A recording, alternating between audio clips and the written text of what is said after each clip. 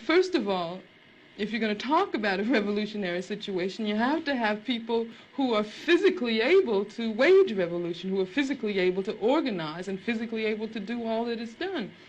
Yeah, but the question is more, how do you get there? Do you get there by confrontation, violence? Oh, is that the question you were asking? Yeah. See, that's another thing. When you talk about a revolution, most people think violence, without realizing that the real content of any kind of revolutionary thrust lies in the principles and the goals that you're striving for, not in the way you reach them.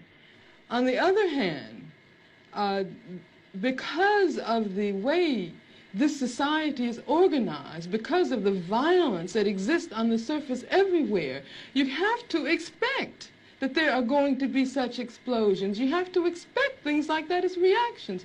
If you are a black person and live in the black community all your life and walk out on the street every day seeing white policemen surrounding you, when I was living in Los Angeles, for instance, long before the situation in LA ever occurred, I was constantly stopped. No, the police didn't know who I was, but I was a black woman and I had a natural, and they, I suppose, thought that I might be a, quote, militant.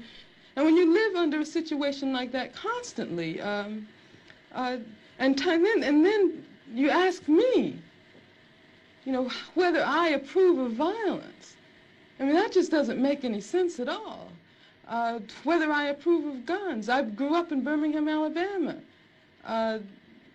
Some very, very good friends of mine were killed by bombs that were planted by racists. In fact, when the bombing occurred, one of the mothers of one of the young girls called my mother and said, can you take me down to the church to pick up Carol? And they went down, and what did they find? They found limbs and heads strewn all over the place. And then after that, in my neighborhood, all of the men organized themselves into an armed patrol. They had to take their guns and patrol our community every night because they did not want that to happen again. I mean, that's why when someone asks me about violence,